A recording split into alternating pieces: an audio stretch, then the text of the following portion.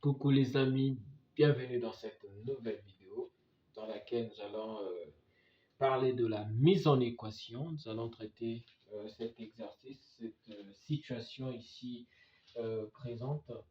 Et la situation se présente comme celle-ci, comme suit. Alex dépense le quart de son salaire pour son logement et les 2/5 pour la nourriture.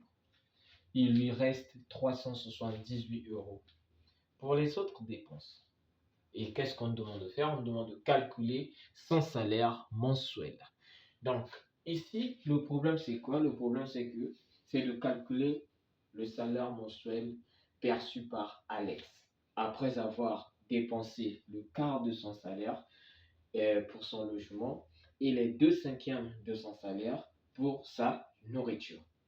Et on nous donne encore une autre information, c'est l'information selon laquelle Alex, après avoir payé son logement et effectué les dépenses pour sa nourriture, il lui reste 378 euros.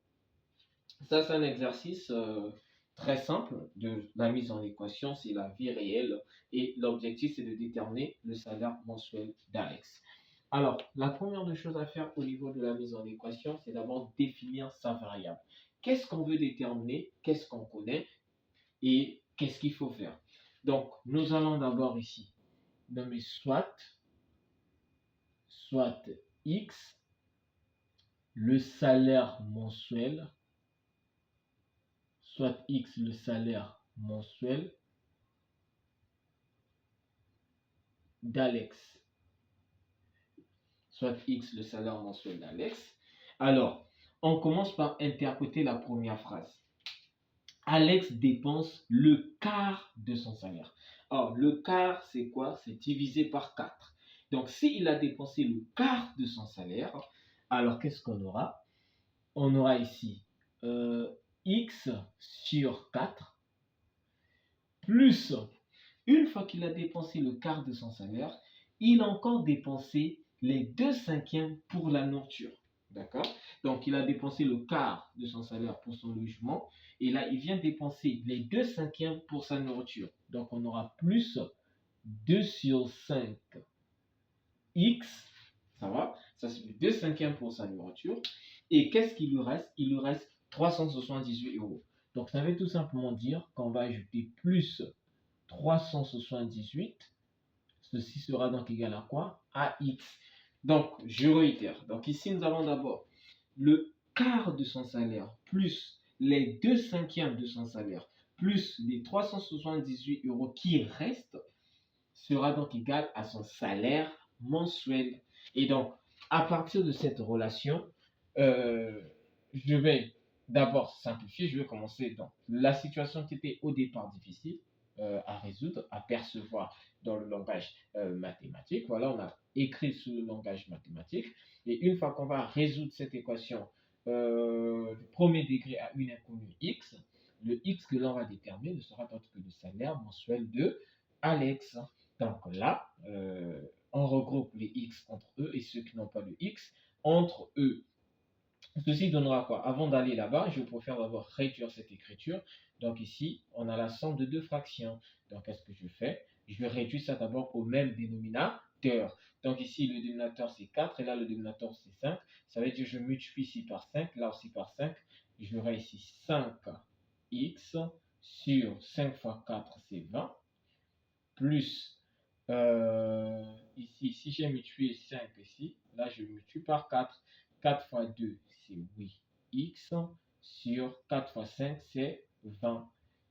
Et là, plus 378 égale à x.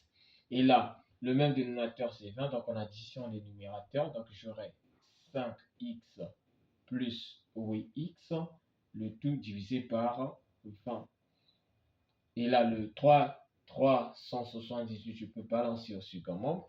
Et le x, je peux le ramener au premier membre, ce qui donnera moins x égale à moins 378. Et donc, une fois que je continue, là, j'aurai quoi?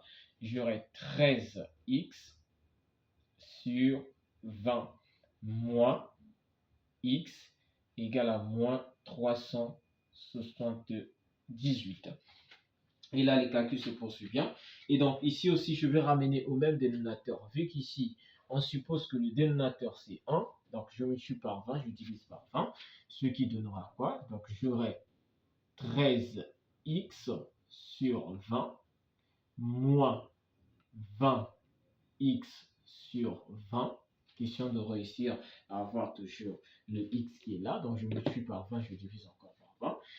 Égale à moins 378. Et donc, la même dénominateur, donc on a 3x moins 20x, le tout divisé par 20, égale à 378.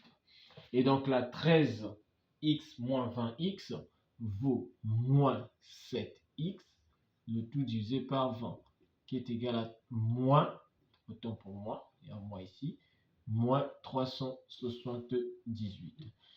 Et donc ici, je multiplie par 20. Je vais prendre ma calculatrice.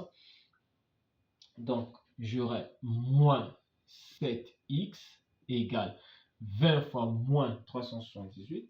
Donc, je prends ma calculatrice rapidement. 378 fois 20. Et là, le résultat, j'ai moins 7560. Et juste après ça, on peut vite remarquer déjà, là j'ai moins, là aussi j'ai moins. Les moins vont se simplifier, d'accord? Et du coup, j'aurai x égale à quoi? À 7560 divisé par 7. Et donc là, x sera donc égal, je divise le résultat par 7, et j'ai 1080. Et donc, lorsqu'on résout un problème, et une fois que je l'ai interprété sous forme d'équation, alors qu'est-ce que je fais? Je vais donc, comment on appelle? Je vais interpréter le résultat. Alors, dans l'interprétation de résultat, je vais répondre à la question posée. Donc, le salaire mensuel d'Alex est 1080 euros.